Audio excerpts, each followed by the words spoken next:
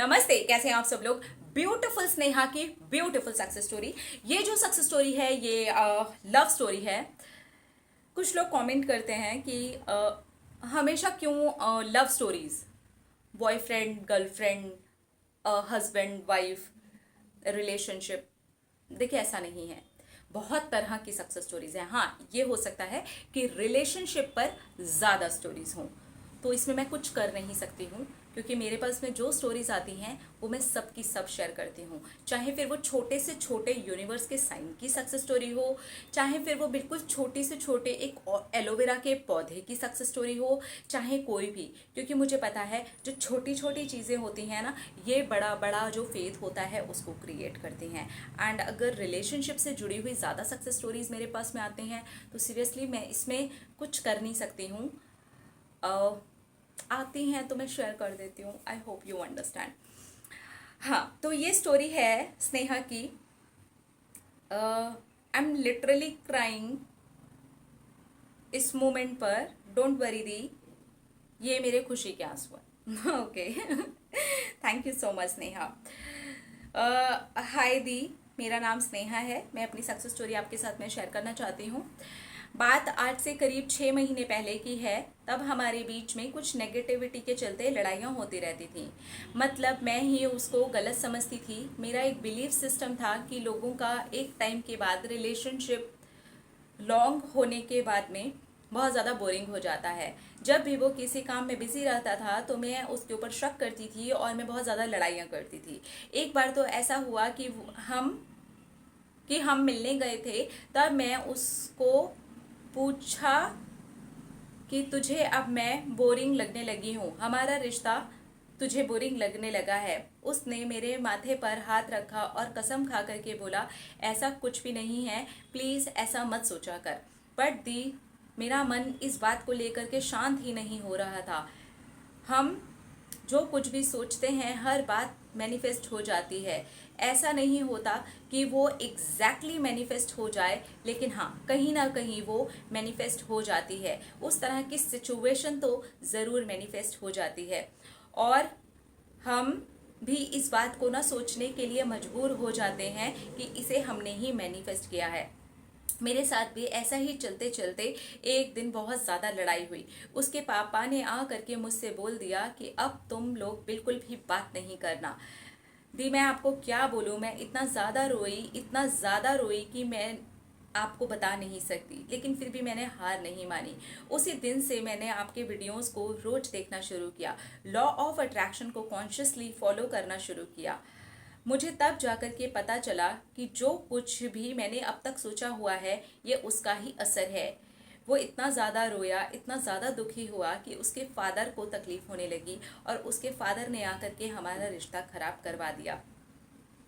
खराब तो मैंने किया था, उसके फादर ने नहीं किया था। इसको बोरिंग भी मैं ही बना रही थी बोल बोल के, क्योंकि दी 4 साल का रिलेशनशिप है और बहुत बहुत बहुत ज़्यादा स्टैंड लिया है।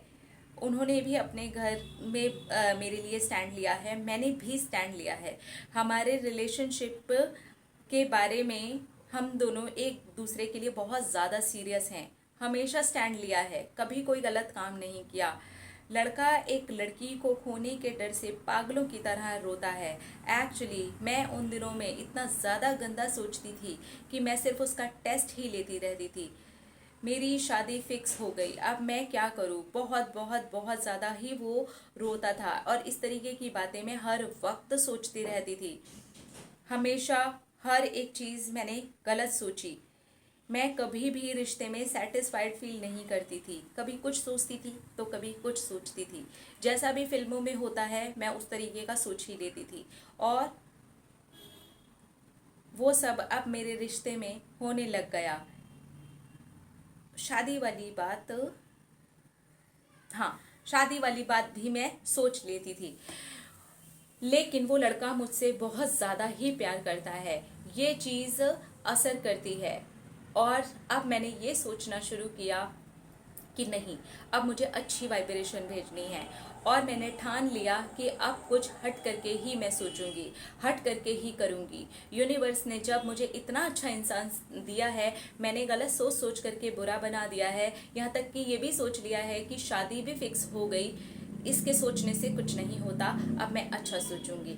लॉ ऑफ अट्रैक्शन से भी मेरी मुलाकात ऐसे ही नहीं हुई है, इसका पक्का कोई मतलब है कि मैं अच्छा सोचना शुरू करूं। Wow, that's great.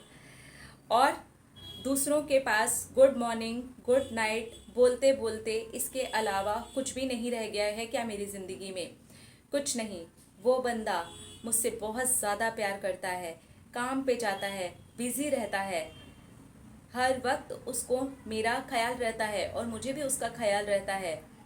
जब रिश्ता आगे बढ़ता है तो काम उसका करना बनता है, कल को हमारी शादी होगी और भी तो चीज़ें उसको देखनी है। मैं इस तरीके का सोचने लगी और एक हस्बैंड वाइफ के जैसा फील करने लगी। इसके लिए पहले मैं लव वाइब्रेशंस भेजती थी, अपने आप को भी मैं हील करने लगी। वो ओपोनोपोनो प्रेयर मैं डेली करने लगी। ज़्यादा दिन तक तो मैं नहीं कर पाई, लेकिन जब तक भी मैं कर सकती थी मैं करती रही। बट हाँ, लव वाइब्रेशन तो मैं डेली ही भेजती थी। उसके साथ में मैंने 21 दिन वाली टेक्निक भी की और एक हफ्ता छोड़ के 777 टेक्निक भी की। उसके बाद फिर मैंने 3x3 भी की, 68 सेकेंड्स वाली टेक्निक भी की। ये सारी की सारी टेक्निक्स मैंने अपने लिए की, सिर्फ उसको मैंने लव वाइब्रेशंस भेजी। और उसके बाद में मैंने लेट गो कर दिया, क्योंकि सारी की सारी गलती मेरी थी। मैंने बहुत ज़्यादा शक किया था और मैंने भगवान से सॉरी मांग करके उसको लेट गो कर दिया। अब मैं ये बोलती थी हर वक्त, I am a peaceful soul. मैं एक बहुत पॉजिटिव पर्सन हूँ। मैं हर वक्त बहुत ज़्यादा हैप्पी रहती हूँ, हर वक्त मैं हैप्पीनेस को अट्रैक्ट करती हूँ। दी मैं आपको क्या बोलूँ, मेरी लाइफ में तो कमाल ही हो गया। जितनी भी रोकी हुई मेरी मैनिफेस्टेशंस थी ना, सब धीरे धीरे करके मेरी ज़िंदगी में उतरने शुरू हो गई। मेरा नए नए फ्रेंड्स के साथ में मिलना जुलना शुरू हो गया।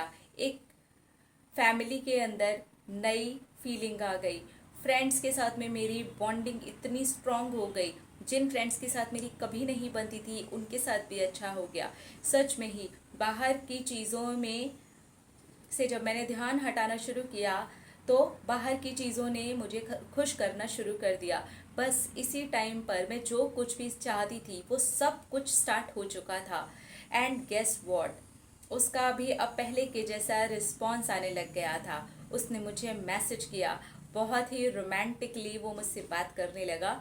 और अंडरस्टैंडिंग अब मेरे मन में इतनी है कि हाँ, उसका बिजी रहना मेरे से बात करने से ज़्यादा ज़रूरी है।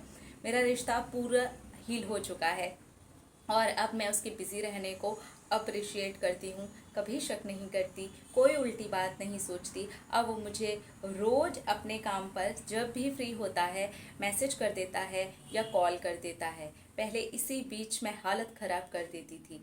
रात को वो कभी कभी मौका मिलने पर वीडियो कॉल भी करता है। वीक में कभी उसको अगर टाइम मिला तो वो मुझसे मिलने भी आ जाता है। दिस सच में यूनिवर्स ने वो कर दिया जो इम्पॉसिबल हो गया था मेरे लिए। आप जब मेरी सक्सेस स्टोरी शेयर तो करें करेंगी तो मैं आपको बता नहीं सकती कि मैं कितना अच्छा फील कर रही हूँ। मेरी आंखों में आंसू आते थे मैं जब भी आपकी कोई सक्सेस स्टोरी सुनती थी। आज मैं अपनी लिख रही हूँ और मैं रो रही हूँ। मेरे कानों में आपकी सक्सेस स्टोरीज चलती थी, ये मैं विजुअलाइज करती थी कि मैं एक दिन आपको अपनी सक्सेस स्टोरी ज़रूर भेजूंगी, मैं ज़रूर बदलूंगी। और दी हाँ, आज मेरा सपना सच हो गया। Thank you so much. मैं आपको थैंक यू बोलना चाहूँगी। थैंक यू लाखों करोड़ों बार। Thank you so much. Thank you and universe और सारी यूट्यूब फैमिली कमेंट्स में अपनी पॉजिटिव बातें जो शेयर करते हैं उन सब लोगों को भी thank you. I love you all. Oh thank you so much Neha, thank you. देखो क्या हुआ है इनकी कहानी में, इन्होंने खुद को बदला है। And yes, law of attraction इनकी लाइफ में खुद आया है।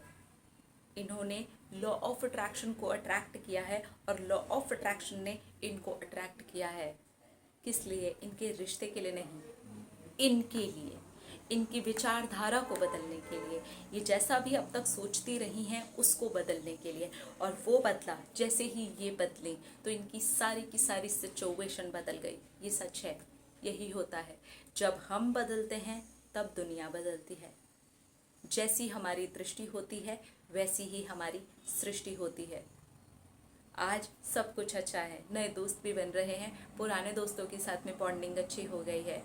जो रिश्ता पूरी तरह से ख़राब हो गया था, पेरेंट्स ने आकर के बोल दिया था, वो रिश्ता आज खूबसूरत हो गया है। रीज़न ये खुद हैं। रीज़न कभी कोई बाहर का नहीं होता। रीज़न अच्छा या बुरा कुछ भी होने में सिर्फ हम होते हैं और कोई नहीं होता।